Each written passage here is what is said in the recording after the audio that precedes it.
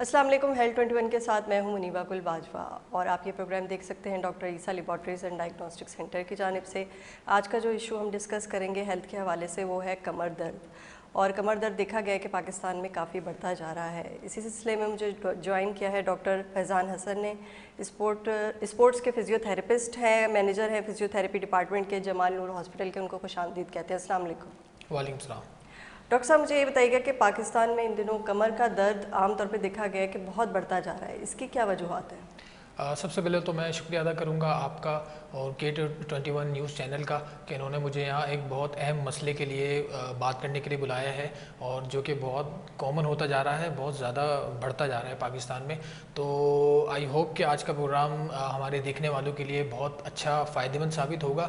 तो मेरी आपसे रिक्वेस्ट है कि काइंडली इस प्रोग्राम को पूरा आखिर तक आपने देखना है। आपसे ये सवाल किया था कि बड़ा कॉमनली देखा जा रहा है कि कमर का दर्द जो है वो मुसलसल, अक्सर लोग सुनते हैं, हर दूसरा बंदा ये कह रहा होता है कि कमर में दर्द है और मुख्तलिफ पेन किलर्स ले रहे होते हैं। इसकी वजूहत क्या है?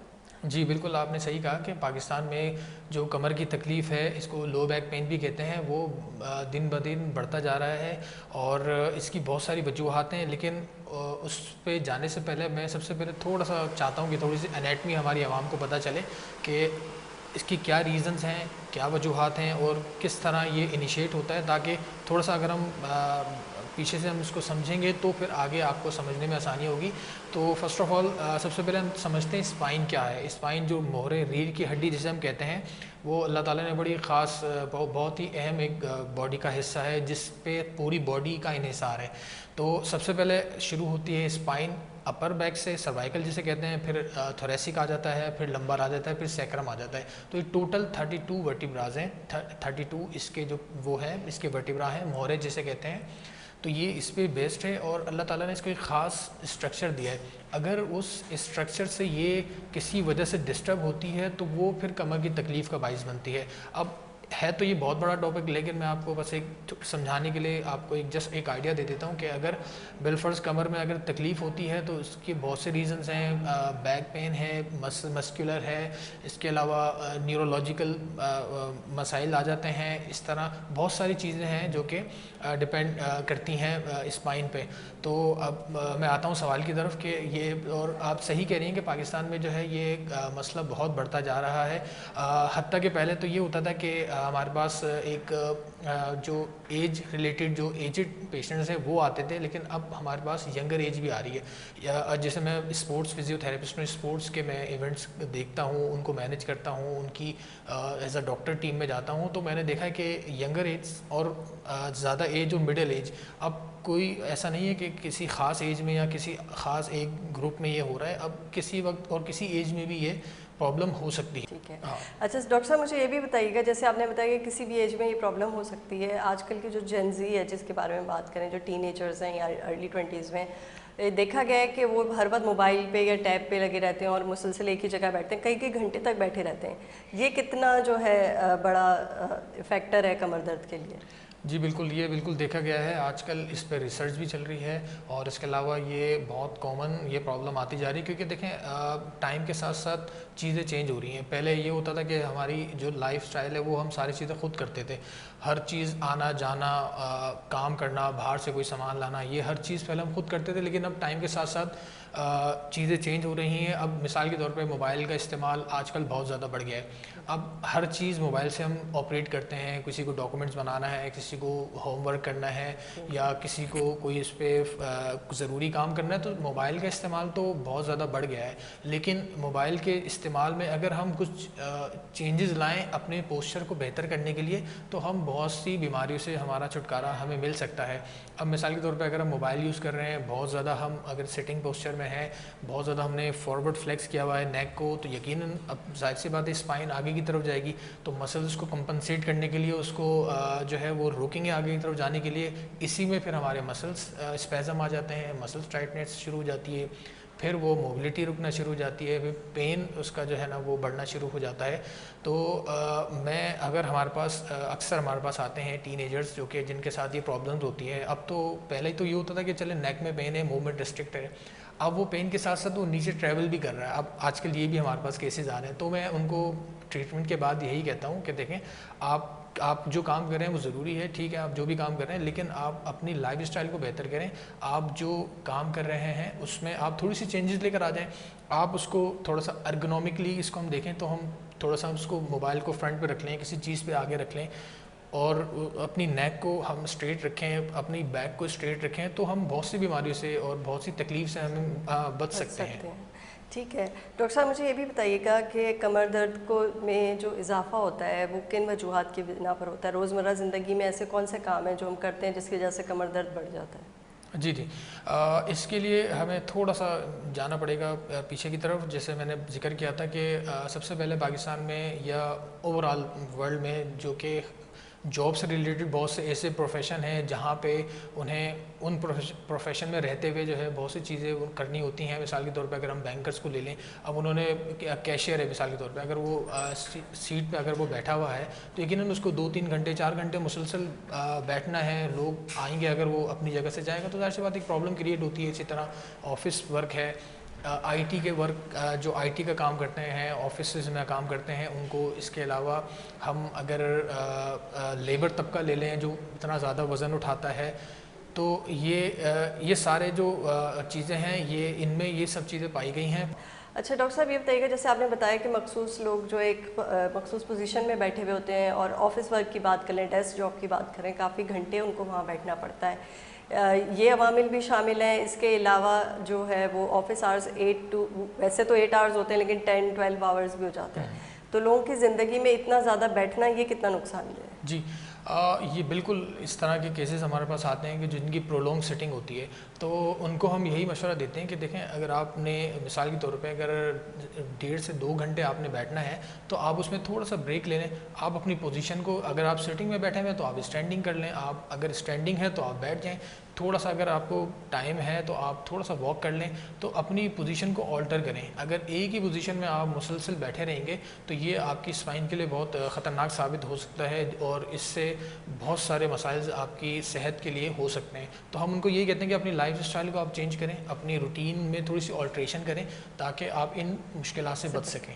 अच्छा, एक और डॉक्टर साहब मैं ये पूछना चाह रही थी, ख़ासतौर पे ये वर्किंग लेडीज़ या वर्किंग मैन के लिए, कि वो जिस चेयर पे बैठ रहे होते हैं, क्या मखसूस चेयर ऐसी होती हैं जो पोस्चर बेहतर रख सकें? क्योंकि ज़्यादातर हमने देखा है लोग झुक के काम करते हैं, बैक बाहर की तरफ निकली हुई होती है, इस वजह से ज़्यादा प्रॉब्लम होती है।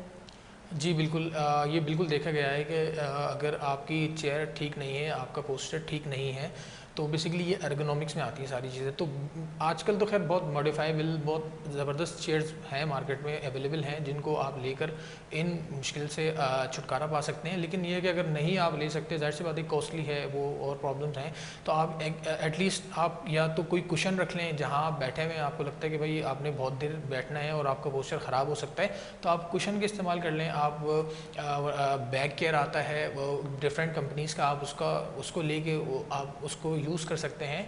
और जैसे मैंने अभी कहा कि आप अपनी पोजीशन को ऑल्टर कर लिया करें। अगर आपको लगता है कि ये थोड़ा सा, जाहिर सी बात है एक रूटीन सेट की चीज़ हो रही है, आप इसकी प्रैक्टिस करेंगे ना, दिन में अगर आप 1-2 बार इस तरह की प्रैक्टिस करेंगे तो यकीनन आपको माइंड, फिर जब आपको इस चीज़ की आदत हो जाएगी तो फिर आपको अपनी पोजीशन से उठ के फिर पोजीशन चेंज करनी होगी, तो वो आपके लिए हेल्पफुल रह सकती है।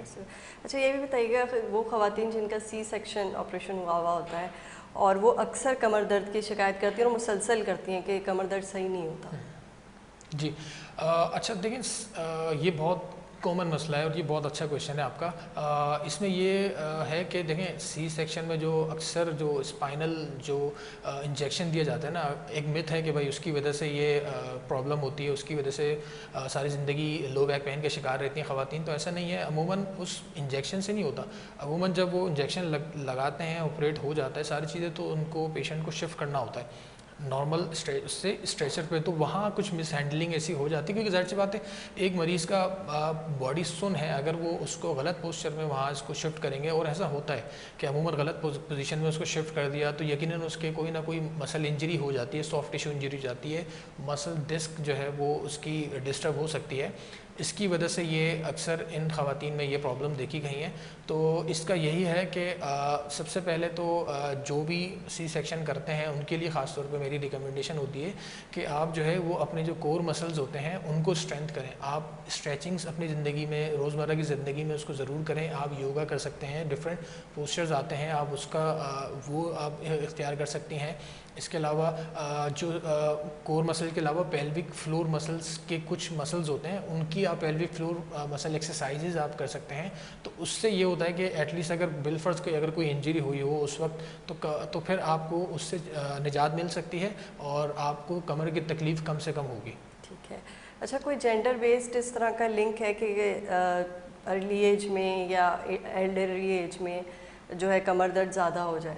जी बिल्कुल, अभी रीसेंट स्टडी है, ग्लोबल स्टडी है, उसमें ये देखा गया है कि जो ख़वातीन का रेशो है वो मेल के बनिस्बत ज़्यादा है। मिसाल के तौर पे ख़वातीन का जो रेशो इस वक्त अभी है रिसर्च के मुताबिक वो अराउंड कोई 69 है, 69 के करीब है। और 69 है तो फिर 31 वो कर लें तो अमूमन फ़ीमेल्स का रेशो ज़्यादा होता है। अब उसकी वजूहत बहुत सारी हो सकती हैं, ज़ाहिर सी बात है विटामिन डी की कमी होती है और प्रॉब्लम होती हैं ख़वातीन को, उससे रिलेटेड है, कैल्शियम की कमी है, एक्सरसाइज का ना होना, अपनी रूटीन लाइफ को में बिज़ी रहना ख़ास तौर पे। और ये भी अक्सर हमारे पास फ़ीमेल्स आती हैं, तो मैं उनको यही मशवरा देता हूँ, अगर आप किचन में अगर आपने काम करना है, ज़्यादा काम करना है, तो आप अपने पोस्चर को स्ट्रेट करके आप काम करें। अगर आपको लगता है कि नहीं स्ट्रेट नहीं हो पा रहा, कहीं ना कहीं पोस्चर ख़राब हो रहा है, तो आप, मैं कहता हूँ कि एक कोई ऐसी चीज़ रख लें पाँव के नीचे जिस पे आप एक पाँव को रख लें, इसको रेस्ट दे दें, फिर दूसरे पाँव को रख लें, रेस्ट दे दें। इस तरह जो है ना अपनी रूटीन को बनाए। और अक्सर ख़वातीन को वॉशिंग ये वो बहुत सारी चीज़ें होती हैं, तो इनको मैं यही रिकमेंड करता हूँ कि अगर बिलफर्ज आपने बेबी को कैरी करना है या कोई सामान उठाना है, तो कोई भी चीज़ आप करें उसको ऑब्जेक्ट को आप अपने पास अपने करीब करें, उसके बाद आप उसको कैरी करें। जितना आप ऑब्जेक्ट्स को दूर रखेंगे और उसको अपनी तरफ पुल करेंगे तो यकीनन आपके मसल जो है ना वो रॉन्ग डायरेक्शन में जाएंगे और कहीं ना कहीं वो मस्कुलर स्पैज़म आपको हो सकता है। अच्छा, ये भी बताइएगा कि जो ओबेसिटी है और एक्सरसाइज की कमी है, ये कमर दर्द से किस तरीके से रिलेटेड है?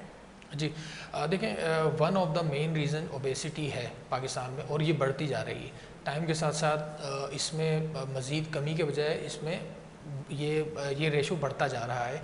और इसमें एक one of the main reason के जंक फूड जो अक्सर बहुत आम हो गए, तो वो बहुत इजीली हम ख़ास तौर पे यहाँ लेट नाइट हम खा रहे होते हैं, अक्सर मंगा रहे होते हैं, तो ये चीज़ एक बहुत बड़ी वजह बनती है ओबेसिटी के लिए। अब देखें, ओबेसिटी जब आती है तो यकीनन उसके साथ कोई एक बीमारी नहीं आएगी। ओबेसिटी के साथ आपको हाइपरटेंशन होगी, शुगर का मसला होगा, ब्लड प्रेशर होगा, हाइपरलिपिडीमिया होगा, लिपिड प्रोफाइल आपका ख़राब होगा। बहुत सारे रीज़न्स हैं ओबेसिटी के अंदर आते हैं जिसकी वजह से जो है वो आपको बहुत से जो बीमारियां हैं वो लाहक हो जाती हैं, जिसमें से आपकी यकीनन जब आप एक ओबेसिटी अगर किसी को होगी तो उसका जो ज़्यादातर फ़ैट है वो टमी पे आएगा। अब टमी पर आएगा तो टमी जब आगे की तरफ जाएगी तो यकीनन वो स्पाइन को भी पुल करेगी। जब स्पाइन आगे की तरफ जाएगी तो फिर उसके साथ साथ जो और भी स्ट्रक्चर्स हैं, हमारी नर्व है, हमारी डिस्क है, तो वो भी आगे की तरफ जाएगी। और यकीनन जब वो आगे जाएगी तो मसल्स भी उसके साथ साथ आगे जाएंगे, तो उसकी तो मस्कुलो स्केलेटल प्रॉब्लम्स हो सकती हैं। फिर अक्सर इनमें देखा गया है कि शैटिका का एक मसला एक आ जाता है, वो जो न्यूरोलॉजिकल मसला है वो आ जाता है। इस तरह जब उनका वेट पुट होता है तो यकीनन जब वो सिट करते हैं तो हिप जॉइंट हमारे होते हैं, वहाँ एक मसल्स होता है पायरिफॉर्मिस, वो अक्सर डिस्टर्ब हो जाता है। तो ये सब चीज़ें ओबेसिटी के साथ होती हैं और इसका यकीनन लिंक कमर के दर्द के साथ होता है। ठीक है। अच्छा डॉक्टर साहब, मुझे ये भी बताइएगा, जैसे अभी आपने ये बताया कि किचन में काम करने वाली ख़वातीन के लिए आपने पोस्चर बताया और सिटिंग जो लोग हैं जो डेस्क जॉब करते हैं उनके लिए एक चीज़ और भी कही जाती है कि डायरेक्ट वेट ना उठाएं ज़मीन से। आप 5 किलो का, अगर 5 लीटर का गैलन है या 10 किलो का कोई वेट है, उसके लिए स्पेसिफिकली किस तरीके से झुककर उठाना चाहिए, ये भी लोगों को बताएं प्लीज़। जी बिल्कुल, इसके लिए यही मैं अपने पेशेंट को रिकमेंड करता हूँ कि अगर आपने कोई भी चीज़, अगर किसी को कमर की तकलीफ़ है ना, तो मैं तो उसको रिकमेंड करता हूँ कि आप बिल्कुल झुकने से परहेज़ करें। अगर और मज़ीद डिस्क का कोई मामला है तो मैं उसको स्ट्रिक्टली मना होता है कि वो झुके, हत्ता कि रुकू में भी ना जाए। लेकिन बिलफर्ज कोई ऐसी सिचुएशन आ जाती है, घर में अकेले हैं, बहुत सारी चीज़ें हैं, कोई काम ऐसा पड़ जाता है, तो अगर भी कोई भी आपने चीज़, चाहे वो 1 kg हो या 5 kg की हो, आप उस ऑब्जेक्ट से आप करीब जाएंगे, नी पे आप डाउन होंगे और फिर उसको उठाएंगे आप, एकदम आपने झुक कर वो चीज़ आपने पुल अपनी तरफ नहीं खींचनी, आपने ज़मीन पर बैठेंगे, बैठने के बाद उस ऑब्जेक्ट को करीब करेंगे, फिर उसके साथ आप स्टैंडिंग करेंगे, तो ये एक बहुत सेफ़ साइड है। अच्छा, इसमें एक चीज़ और भी बता दूं कि अक्सर देखा गया है, हमारे पास अक्सर कंप्लेंट्स के साथ मरीज़ आते हैं, तो उनको मैं एक चीज़ रिकमेंड करता हूँ और ये बहुत फ़ायदेमंद है कि जब भी आप सो रहे हों और जब आप उठें तो हमेशा आप करवट लेकर उठें, हमेशा आप करवट लें, फिर अपना स्टैंड करें। एकदम अक्सर देखा गया है कि एकदम उठते हैं और एकदम बैठ जाते हैं और फिर अपनी जो है वर्किंग स्टार्ट कर देते हैं, तो इस तरह नहीं होना चाहिए। आप हमेशा करवट लें, करवट लेने के बाद फिर आप खड़े हों, करवट कहीं भी ले सकते हैं, फिर आप स्टैंड करें, फिर अपना जो भी काम है वो स्टार्ट करें। अच्छा सर, मज़ीद आगे जाने से पहले एक और सवाल मैं बच्चों के लिए करना चाहूँगी। जो स्कूल गोइंग चिल्ड्रन हैं, उनके बैग्स बहुत हैवी होते हैं और अक्सर हमने देखा है कि उनके बैग्स हैवी होने की वजह से जब वो घर आते हैं तो बिल्कुल उनकी कमर में शदीद दर्द हो रहा होता है और वो नहीं जा रहा होता। तो ये जो हैवी बैग्स हैं, ये कितना बड़ा किरदार अदा कर रहे हैं बच्चों में कमर दर्द के लिए? जी बिल्कुल, ये बहुत इंपॉर्टेंट क्वेश्चन है और इससे रिलेटेड एक रिसर्च मैं आपको बताता हूँ कि रिसेंट हमारी रिसर्च हुई है, उसमें हमने ये देखा गया है कि जो हैवी बैग्स उठाते हैं बच्चे, और वो ऐसा होता है कि बाजू का तो वो डबल स्ट्रैप्स कर रहे होते हैं, बाजू का तो कोई सिंगल कोई हाथ में लेके जा रहा होता है। तो अभी हमने रिसर्च की है अराउंड कोई 400 जो हमारे चाइल्ड हैं उन पे, तो उनमें से आप 400 में से आप अंदाज़ा लगा लेंगे 20% का स्कोलियोसिस डेवलप हो चुका है। स्कोलियोसिस एक बहुत बड़ा मसला है। स्कोलियोसिस अगर एक दफ़ा हो जाता है तो फिर वो लाइफ टाइम रहता है और पूरा स्ट्रक्चर चेंज हो जाता है, बॉडी का पूरा स्ट्रक्चर चेंज हो जाता है। तो इसके लिए फिर हम और दूसरा ये कि आजकल देखें, ज़रूरी नहीं कि हर कोई बहुत बड़े स्कूल में दाखिला ले, बहुत बड़ा वहाँ ग्राउंड हो, प्लेइंग एरिया हो। बहुत से लोग हमारी ऐसी आवाम भी हैं जो कि गली मोहल्लों में स्कूल में पढ़ते हैं, वहाँ पे उनको एक्टिविटीज़ करने का मौका नहीं मिलता। तो यकीनन जब एक्टिविटीज़ नहीं होती, सेडेंट्री उनकी एक रूटीन बनी हुई होती है, तो उसमें जब वो हैवी बैग पुल करते हैं तो यकीनन उनके बैक में पेन आता है, लेथार्जिक होते हैं, किसी की टांगें दुख रही होती हैं, किसी को कोई इशू आ रहे होते हैं। तो ये बिल्कुल एक बहुत बड़ा मसला है। इसके लिए मेरे ख्याल से स्कूल लेवल पे एक आगाही मुहिम होनी चाहिए, स्कूल्स में जो एडमिनिस्ट्रेशंस हैं उनसे डिस्कस करना चाहिए। और ऐसा हुआ भी है, कुछ ऐसी हमारे यहाँ NGOs हैं वो इस पर वर्क कर रही हैं, वो जाके प्रोग्राम्स बताती हैं, बच्चों को गाइड करती हैं किस तरह आपने बैग को पुल करना है। ज़्यादा हैवी है तो आपने डबल स्ट्रैप्स पहनने हैं, आपने एक हाथ में या एक कंधे पे नहीं डालना। तो ये सारी चीज़ें हैं, तो आई थिंक स्कूल के लेवल पे ये चीज़ें होनी चाहिए। अच्छा डॉक्टर साहब, ये भी बताइएगा कि कमर के दर्द से बचाव के जो बुनियादी तरीके क्या हैं, पहले से ही हम प्रिवेंशन किस तरीके से कर सकते हैं? जी बिल्कुल।